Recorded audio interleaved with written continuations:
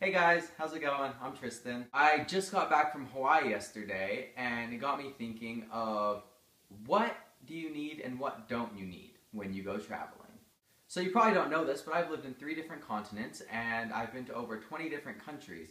And so I'm going to talk a little about what you should bring with you when you go on vacation, how you should act in a different culture, and even fun things that you can do to plan your trip and make it a little bit more exciting. First off, with packing, I think it's very important to always bring some sort of camera or your phone that can record your trip and kind of have your memories. And if you even want, you can turn them into vlogs. And I think that's a great way to remember your trip, because then things don't just get like shoved in your computer and then you kind of forget about them and you don't really look at them again. But if you vlog them and even put them on YouTube, then you can just go back and rewatch like the highlights of your trip and the best parts, and you can show people when they ask about your trips, and it's just a really great way to experience your trip all over again. Another thing that you can bring with you is an instant picture camera. So they're like Polaroid cameras or a Fujifilm camera. I love this one. It just takes instant pictures. It's great. I know a lot of YouTubers have them. Just a lot of people have them. So if you're just going on vacation, remember to pack light.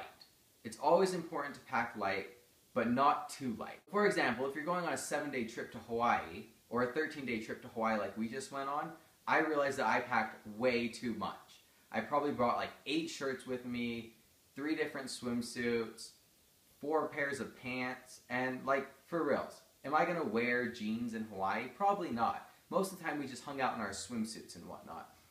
So just remember to never pack too much. Because if you have a lot of things and you're lugging it around with you, it can get messy, you might lose something, you might forget it. And you just don't want to have heavy bags with you while you're traveling, especially if you're moving from place to place and not just settling down in one place once you get there.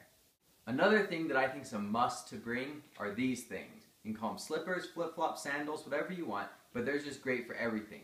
If you're in a nice hotel and you want to go down to the pool, just throw them on, you can walk out. You don't need to put on socks and shoes. If you're going to the beach, if you're going out on a hot day, they're just way easy to slip on if you're just making a little errand or something. And so I'd always recommend to bring these.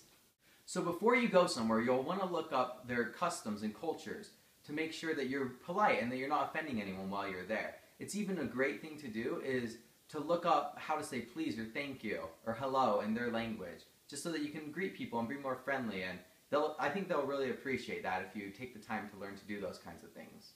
When you go to a new country, I think the most important thing to do is figure out how you're going to get around. Whether you're going to have a rental car, taxi, use the train, use the bus systems, use a tuk-tuk.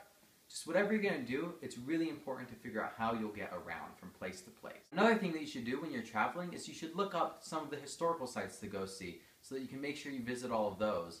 And then kind of like plan a list of things that you want to do before you get there so that you're not doing that while you're actually on vacation.